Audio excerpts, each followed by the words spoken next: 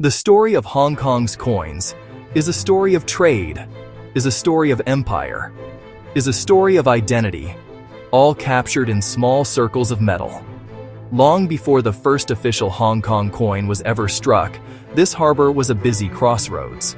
Merchants from across the globe brought their own money with them. The most trusted were the large silver Spanish dollars, often called pieces of 8. Many were minted in Mexico and in Peru. They were the lifeblood of commerce in the South China Sea. Alongside them, people used Chinese cash coins, simple copper alloy pieces with a square hole in the middle. That design lasted for dynasties. They were strung together for convenience, used for small daily transactions. This mix of foreign silver and Chinese copper created a complex system with no single standard. A coin's value could change based on weight, silver content, and where it came from. In 1841, the British established a colony and brought the pound sterling, but locals resisted the change. It became clear a distinct, reliable currency was needed, one respecting local traditions yet asserting colonial authority. The year 1863 marked a pivotal moment. The first coins bearing the name Hong Kong were officially issued for circulation. These were the 1 mila, the 1 cent, and the 10 cent and 800 silver, signaling a silver-based system. All displayed a youthful portrait of Queen Victoria. Reverses were functional, bilingual, and clear. The colony then decided to build its own mint. The Hong Kong Mint opened in 1866 on Sugar Street, Causeway Bay.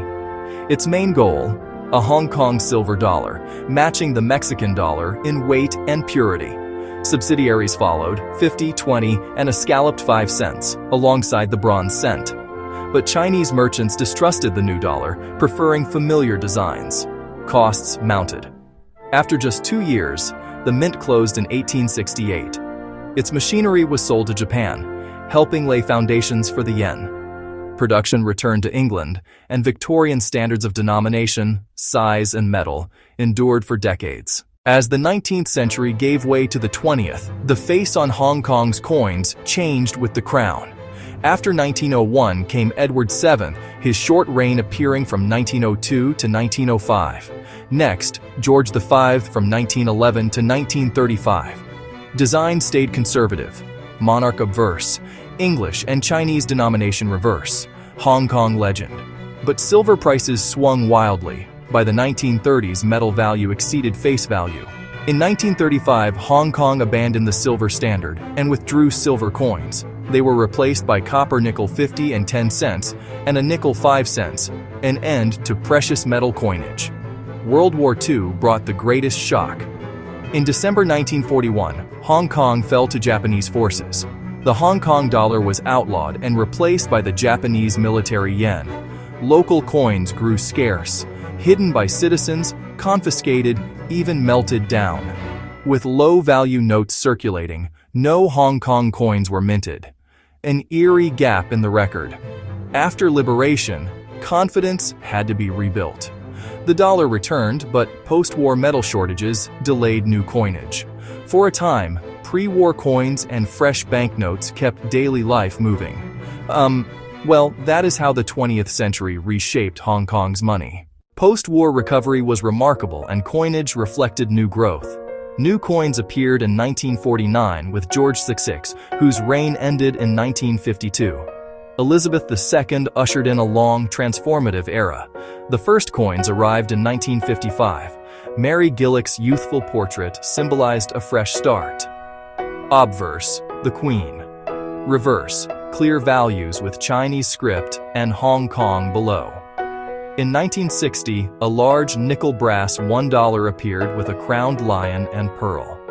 10 and 50 cents continued in copper nickel. The 5 cents moved to nickel brass. A smaller, lighter $1 came in 1975. Then a scalloped $2 in 1975 and a 10-sided $5 in 1976. New shapes made coins easy to tell by touch. The portrait updated to Arnold Machine's mature depiction.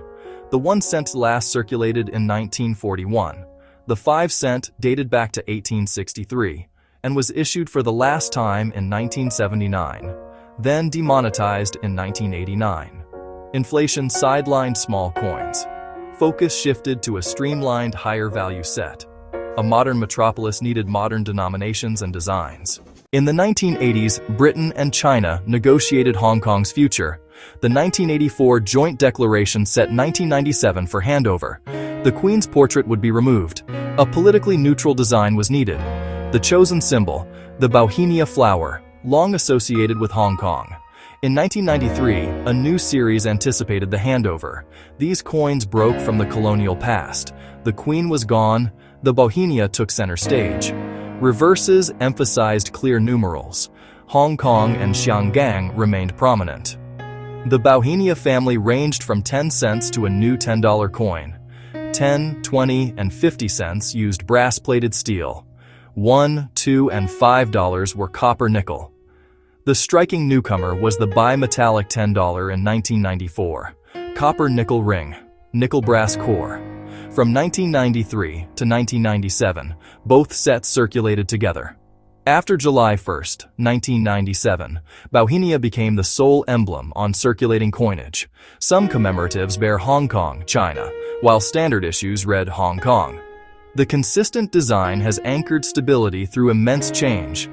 A local flower became the symbol, carried in the hands of millions. Today, Hong Kong's coins serve their practical purpose. The set in circulation, 10, 20, and 50 cents, 1, 2, 5, and $10, are the essential tools of daily commerce. But they are also small, durable pieces of history, metallic storytellers. They chronicle a colonial outpost becoming a global financial center, East meeting West. Design progression mirrors political transformation. From a monarch's portrait to a local flower marks the end of empire and the SR's beginning. For collectors, these are primary sources. Silver, post-war nickel brass, and modern bimetal reflect markets and minting technology. They speak to global trends, shortages, and industrial advances. Even small details, portrait changes or security features, mark specific moments. For Americans and others afar, Hong Kong's coins offer an accessible lesson in world history. They encapsulate empire's rise and fall, trade's complexity, war's trauma, and a search for identity. Holding a Victorian 10 cents links to the age of sail. Comparing it to a modern $10 reveals 150 years of change. From trade dollars to colonial issues to the Bauhinia series, these shared tokens connect past and present.